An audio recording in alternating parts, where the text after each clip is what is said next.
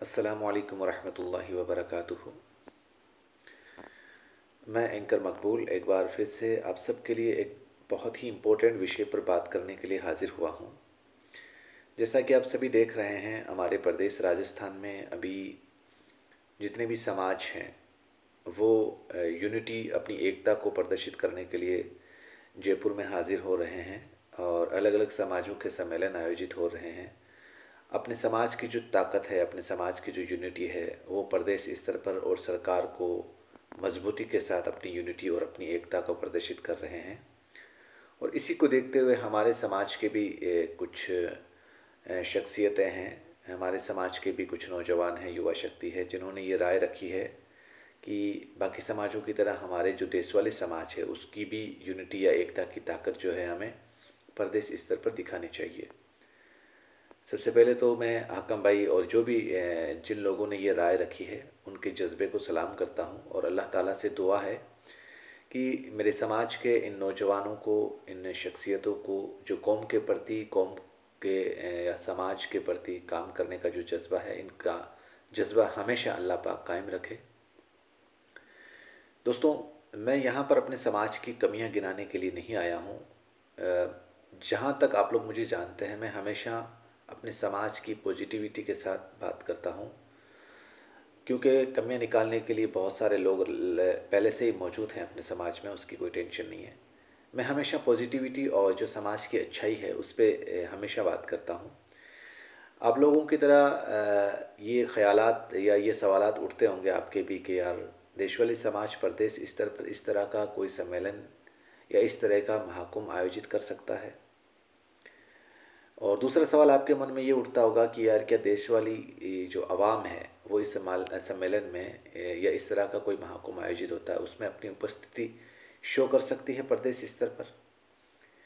तो दोस्तों, पहले सवाल का जवाब यही है कि देश वाली समाज इस तरीके का जो प्रोग्राम है, जो सम्मेलन है, मैं दावे के साथ कह सकता हूँ कि बिल्कुल इस तरीके का जो सम्मेलन है वो पूरी ईमानदारी के साथ आराम से कर सकती है। देश वाली की जो युवा शक्ति है उस पर मुझे पूरा ट्रस्ट है कि पूरी ईमानदारी के साथ इस तरीके का प्रोग्राम जो है वो प्रदेश स्तर पर आराम से हम कर सकते हैं।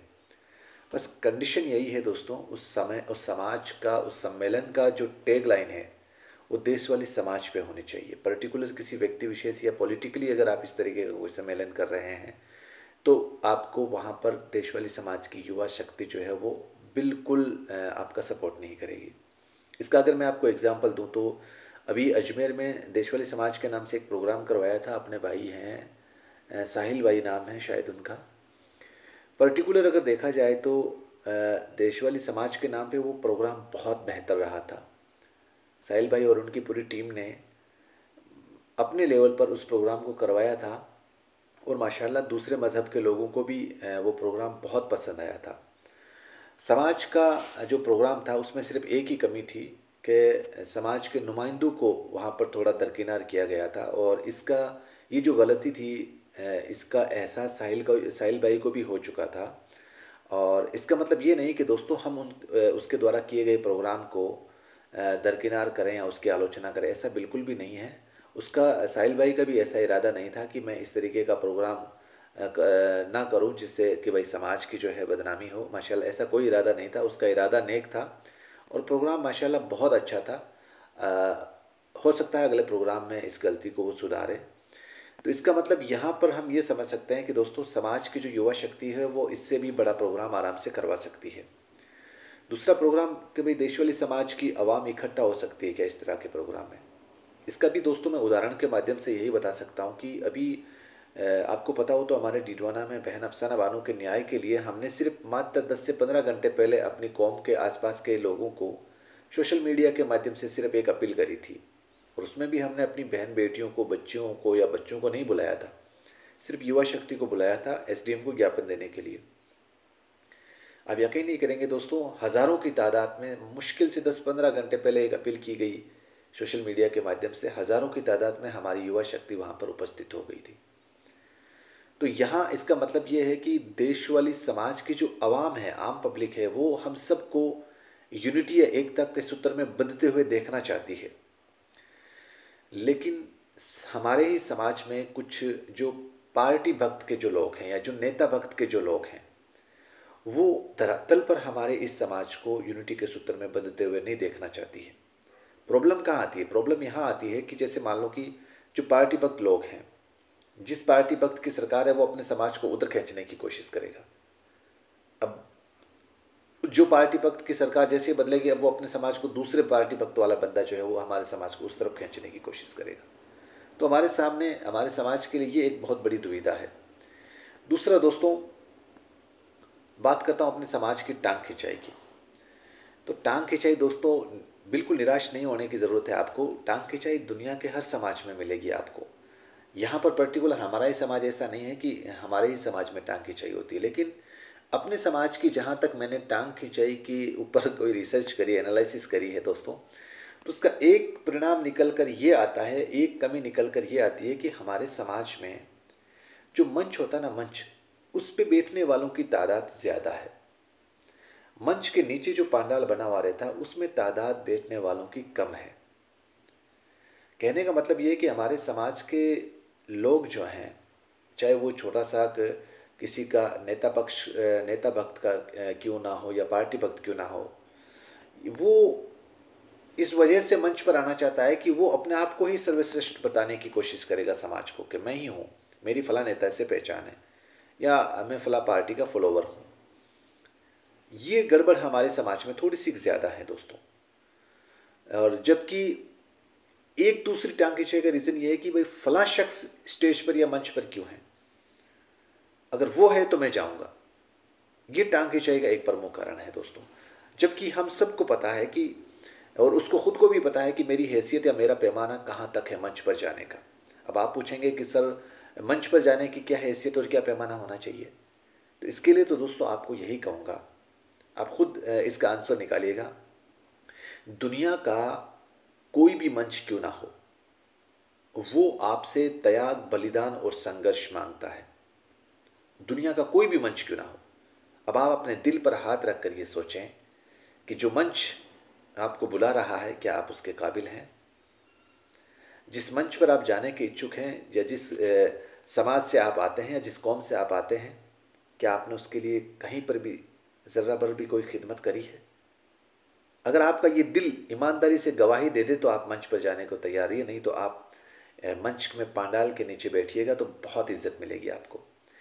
मेरे उस्ताद एक बहुत बड़ी बात हमेशा बोलते थे मुझे कि मकबूल, अगर आपको अच्छा वक्ता बनना है तो मंच के नीचे बैठकर अच्छा श्रोता बनना सीखो। दूसरी बात वो ये बोलते थे कि अपनी ज़िंदगी में ज़रूरी नहीं है आप बड़े इंसान से ही सीखो। अगर अदना से अदना शख्स अगर कोई अच्छा काम कर रहा है, नेक काम कर रहा है, तो उस काम पर आप अमल करो और उसको अपनी ज़िंदगी में अप्लाई करो। और इन दो बातों को मैं हमेशा बहुत ईमानदारी से पालन करता हूँ। तो याद रखिएगा दोस्तों, मंच पर जाने से कहीं बेहतर है कि आप मंच के नीचे बैठकर अपने समाज की शोभा बढ़ाएं। दोस्तों, हमारे समाज में जब तक हम ये नहीं समझेंगे कि समाज की पर्टिकुलर हर एक व्यक्ति का हमारे समाज में एक स्थान है, हमारे लिए हमारे समाज का हर वो व्यक्ति सर्वश्रेष्ठ है जो ईमानदारी से अपनी ज़िंदगी जी रहा है बिना किसी को दुख तकलीफ दिए, और धीरे धीरे अपने समाज की आइडेंटिटी के साथ अच्छे काम कर रहा है, नेक काम कर रहा है, हमें उस व्यक्ति को महत्व देना है बजाय किसी पार्टी फॉलोवर के नेता को। बहुत वक्त हो चुका है दोस्तों, बहुत देर हो चुकी है। समझना होगा हमें हमारे समाज को, हमारे समाज के लोगों को, हमारे समाज को। दोस्तों, टांग खिंचाई पे बात आती है तो मैं जानता हूं दोस्तों, हर एक गांव में, हर एक परिवार में, हर एक समाज में कोई ऐसा घर नहीं होगा, कोई ऐसा परिवार नहीं होगा जहां पर अगर कोई पर्टिकुलर कोई व्यक्ति बेचारा अपनी मेहनत से, अपनी परिश्रम से कोई ऊपर बढ़ रहा है, अब कुछ प्रोग्रेस कर रहा है, तो सबसे पहले दोस्तों उसी के अपने उससे नाराज़ हो जाते हैं। उसी के परिवार वाले, उसी के भाई जो है वो इस वजह से उससे नाराज़ हो जाते हैं कि उसने अपनी मेहनत से थोड़ी बहुत अच्छी खासी इमेज बनाई है, अच्छा खासा जो है नाम कमाया है।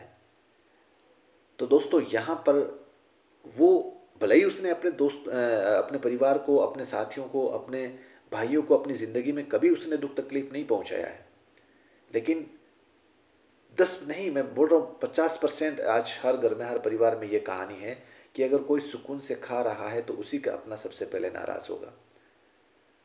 दोस्तों, हमें इस फितरत में, इस सोच में बदलाव करना होगा यार। दुनिया में नहीं बल्कि मैं आप आसपास में अपने क्षेत्र में देखना, बहुत से ऐसे लोग हैं, अपने ही समाज में बहुत से ऐसे व्यक्ति हैं जो अपने समाज के लिए कुछ करना चाहते हैं, अपने समाज के लिए, अपने कौम के लिए उनके दिल में बहुत सी तड़प है दोस्तों। लेकिन ये पता है, जब वो इस समाज के प्रति काम करने के लिए आगे बढ़ते हैं ना, तो सबसे पहले उसको ताना देने वाला कौन होगा? अपने ही समाज का, अब उसी के घर का बंदा। और वो ताना क्या देता है पता है? वो ताना ये देता है दोस्तों कि तू क्या कौम की या क्या समाज को आगे बढ़ाएगा, तू क्या सुधार करेगा उसमें? तेरा सगा भाई मानने वाला नहीं है तेरी बात को तो तेरे घर वाले, तेरे परिवार वाले नहीं मानते हैं, तू क्या परिवार की, समाज की मदद करेगा? तो दोस्तों, यहाँ पर जब वो इस ताने को सुनता है ना, वो शख्स अंदर से टूट जाता है, हिम्मत हार जाती है उसकी। लेकिन मैं कहना चाहूँगा उन लोगों से जो कौम के प्रति इस तरीके का दर्द रखते हैं बदलाव का, जब कभी भी इस तरह की सिचुएशन आती है तो उनके लिए सबसे पहली कंडीशन यही होगी दोस्तों, आप अगर इस तरह की कोई समस्या फेस करते हैं तो हुजूर मोहम्मद मुस्तफ़ा सल्लल्लाहु अलैहि वसल्लम की ज़िंदगी पढ़ लीजिएगा। जब हुजूर की ज़िंदगी का हम एनालिसिस करते हैं तो सबसे ज़्यादा परेशान करने वाले हुजूर को उसी के परिवार वाले लोग थे, उसी के चचा वगैरह थे। और उनकी जो परेशानी थी वो हमारी तरह सिर्फ अपने परिवार में जो 4-5 साल 10 साल वाली परेशानी नहीं थी। 40 साल तक हुजूर को हुजूर के ही परिवार वाले लोग परेशान करते रहे थे, लेकिन उन्होंने फिर भी उनसे लड़ाई नहीं करी। उन्होंने सब्र और सुकून के साथ है ना उनसे समझौता किया, तब जाकर वो उनके चहीते बने। तो हमें भी इस तरीके से अपनी जो भाई हैं, अपने जो परिवार हैं, जो हमसे ईर्ष्या रखते हैं, हमें भी उनको सुकून के साथ, सब्र के साथ साथ लेकर चलना होगा दोस्तों। तब जाकर हम समाज के स्तर पर बहुत बड़ा बदलाव कर सकते हैं। क्योंकि दोस्तों, टांग खिंचाई हर समाज में होगी, आपको हर समाज में देखने को मिलेगी। अभी आपको मैं लेटेस्ट एग्जाम्पल दूं आपको कि जैसे प्रदेश स्तर पर जाट समाज का सम्मेलन हुआ, और अभी आपके SC ST भाइयों का भी सम्मेलन हुआ था। अब आपको पता है, इतना बड़ा प्रदेश स्तर पर सम्मेलन होता है और जाट समाज वालों ने हनुमान बेनीवाल जी, जो कि नागौर के सांसद हैं, उनको दरकिनार कर देती है, और SC ST वाले जो चंद्रशेखर रावणा हैं उनको दरकिनार कर देती है। इन दोनों शख्सियतों को आप भली भांति जानते हैं, आप सभी जानते हैं। आपको पता हो तो कौम के अंदर अपनी कौम को लेकर, अपने समाज को लेकर धरातल पर सबसे ज़्यादा अगर कोई संघर्ष करने वाले बंदे हैं तो ये हैं। कौम में कहीं पर भी उस आखिरी कोने तक अगर कौम में किसी बंदे को, इन्हीं के समाज के किसी बंदे को तकलीफ पहुंचती है तो सबसे पहले बंदे ये जो हैं ये सड़कों पर उतरते हैं। कोई मंत्री, कोई CM, चाहे कितना भी बड़ा हो इनका मंत्री हो, वो अपनी कौम के बंदे के लिए खड़े नहीं होते हैं, लेकिन सबसे पहले ये अपनी कौम के लिए खड़े होते हैं। लेकिन इसके बावजूद इन्हीं के समाज के प्रोग्राम में इनको दरकिनार कर दिया गया था। तो इस तरीके से हमें निराश नहीं होना है। ये टांग खिंचाई हर कौम में, हर समाज में चलती रहती है दोस्तों। रही बात अपने समाज के इस महाकुंभ को लेकर मेरे ओपिनियन की, तो दोस्तों मैं यही कहूँगा कि समाज के महाकुंभ से पहले अगर कोई पहल करनी है ना हमें, तो दोस्तों अपने घर, अपने परिवार, अपने गांव, अपने समाज में आपस में जो हम लोगों के जो मुकदमे हो रखे हैं ना, सालों से आज हम जो कोर्ट कचहरियों के चक्कर लगा रहे हैं बिना किसी राव रंजिश के, कोई छोटी मोटी बात हो गई थी बस बर्बाद हो गए हैं हम, धीरे धीरे धीरे धीरे इस कोर्ट कचहरियों के चक्कर काटते काटते थक चुके हैं हम लोग। बस मेरी तो एक गुजारिश ये है कि दोस्तों, अगर एक छोटी सी पहल, माह रमज़ान का मुबारक महीना चल रहा है, एक यही पहल कर लें कि हम हमारे जो आपस के जो मुकदमे हैं आपस में, चाहे भाइयों में, आपस में जो परिवार में, या हमारे समाज के कोई सरपंच है या कोई नेतागण है, उनके आपस में कोई मुकदमे हैं, खुदा के वास्ते इन मुकदमों को उठा लीजिए। मैं जानता हूँ थोड़ा मुश्किल होगा दोस्तों, लेकिन यार हम तो उस महबूब, उस पाक परवरदिगार के सबसे महबूब जो नबी हैं हुजूर मोहम्मद मुस्तफ़ा सल्लल्लाहु अलैहि वसल्लम, उनकी उम्मत में हैं यार। उन्होंने फरमाया था कि जो बंदा माफ़ करने वाला होता है सज़ा देने वाले के बजाय, उस माफ़ करने वाले बंदे की क़यामत के दिन बख्शिश मैं कराऊंगा। तो थोड़ा बड़ा दिल रखें दोस्तों, और माफ़ कर दें उस शख्स को जिसने आपको थोड़ा बहुत नुकसान पहुंचाया हो, आपके साथ मारपीट की हो। वास्तव में आप यकीन मानिए दोस्तों, अगर आप इस तरीके की एक भी पहल करते हैं, यहाँ पर कोई अमर नहीं रहने वाला, सबको जाना है एक दिन। आपने अपनी ज़िंदगी के 5 से 10 साल, 15 साल उस शख्स के साथ जो आप ही के परिवार का था, आप ही के समाज का था, आप छोटी सी बात की रंजिश को लेकर आज 10 सालों से आप मुकदमे लड़ रहे हैं, उससे बोलना बंद हो गया आपका। आप क्या अमर रहेंगे? आपको भी तो जाना है दोस्तों। इसलिए काश आप अगर ये ज़िंदगी साल, 1.5 साल, 2 साल में ये वो मुकदमा करके आप उसके साथ हंसी मजाक या सुकून के साथ ज़िंदगी जीते, कितना आनंद आता आपकी ज़िंदगी को। तो मेरा तो यही सजेशन है दोस्तों, महाकुंभ से पहले है ना, कोई भी बंदा इस माह रमज़ान के अंदर, अपने समाज का बंदा अगर ये पहल करे कि आपस में ये जो मुकदमे लगे हुए हैं उसको उठा ले, याद रखिएगा दोस्तों, ये जो पहल है ना, ये आपके ऐसे महाकुंभों से, ऐसे सम्मेलनों से 1000 गुना बेहतर है। बदलाव की शुरुआत यहीं से होनी चाहिए दोस्तों। आपको क्या लगता है, किसी भी काम में 100% सहमति बनती है क्या किसी समाज में? नहीं बनती। और स्पेशली हमारी कौम की तो फितरत वैसे भी 100% वाली नहीं है।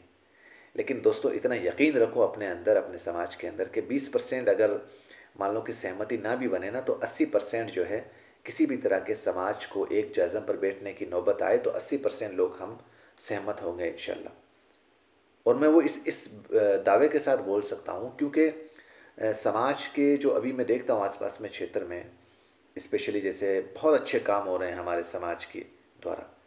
देशवाली मदद फाउंडेशन है, देशवाली विकास बोर्ड है, हमारे टीटवाना की देशवाली सोसाइटी है, और हमारे खुनकुना के अंदर माशाल्लाह, जो कि फिजूल खर्ची के अंदर एक नामचीन गांव था, बड़ी बस्ती थी हमारे समाज की, उसने बहुत बदलाव किए हैं माशाल्लाह। उन्होंने भी एक सोसाइटी बनाई है देशवाली खुनकुना के नाम से, माशाल्लाह बहुत अच्छे काम कर रही है वो इतने कम टाइम में। हमारा गांव एक छोटा सा चावड़ा नगर, उसमें भी चावड़ा नगर सोसाइटी के नाम से अब जो युवा है, शक्ति है, वो एकजुट हो रही है, और उस पर धीरे धीरे हम भी दोस्तों बदलाव की कोशिश कर रहे हैं। तो हमें निराश नहीं होने की ज़रूरत है, बिल्कुल भी नहीं होने की ज़रूरत है। माशाल्लाह हम धीरे धीरे वक्त के साथ खड़े होने की कोशिश कर रहे हैं। अब एक कंडीशन ये आती है कि दोस्तों हमारे समाज के जो आर्थिक सोर्स हैं वो अभी बिल्कुल नहीं है, क्योंकि कोई भी समाज जो है वो बिना आर्थिक फंड के प्रगति के रास्ते पर नहीं चलता। मेरा एक यही कहना है कि जो भी ब्लॉक लेवल पर अध्यक्ष हैं, जिला लेवल पर अध्यक्ष हैं, वो एक सार्वजनिक बैठक करें और एक पर्टिकुलर एक ऐसा प्रावधान निकालें जिससे समाज की जो इनकम सोर्स है वो शुरू हो जाए। जैसे फॉर एग्ज़ाम्पल शादी ब्याह का जो वक्त होता है, खुशी का जो मौका होता है, उसमें हम ऐसी बिल बुक बनाएं ऑनलाइन जिसका ट्रांजैक्शन, और वो कंपलसरी हो, चाहे वो ट्रांजैक्शन 5 से 10 रुपये क्यों ना हो। तो उससे क्या है, पर्टिकुलर एक हमारे इनकम सोर्स समाज की तरफ जो है इन्वॉल्व हो जाएगी दोस्तों। याद रखना दोस्तों, समाज का महाकुंभ करना कोई बड़ी बात नहीं है। सम्मेलन करना हो तो कभी कर लेंगे सम्मेलन, लेकिन अभी याद हो आपको, अभी जस्ट लेटेस्ट हमारे SC ST भाइयों का जो सम्मेलन हुआ था, दुर्भाग्यवश उनके नसीब ख़राब थे बेचारों के, कि उन्होंने तो अपनी समाज की जो यूनिटी थी, समाज की जो एकता थी, सरकार को दिखाने गए थे बेचारे जयपुर, लेकिन बदनसीबी से बेचारे उनका जो आपसी मतभेद है वो सबके सामने आ गया, अपनी कमज़ोरी जाहिर करके वहाँ पर आ गए, पूरे प्रदेश ने देखा है। तो ऐसी कंडीशन जो है हमारे समाज के सामने नहीं होनी चाहिए, और इसके लिए शर्त यही है दोस्तों कि हमें ब्लॉक लेवल पर, गांव के लेवल पर जिला लेवल पर आपस में मजबूत होना पड़ेगा। और आपस में जो भी हमारे समाज के जो चुनिंदा लोग हैं, सबसे पहले तो उनकी कदर करनी होगी। क्योंकि दोस्तों, नेता किसी भी समाज को लीडर देने के लिए सालों लग जाते हैं।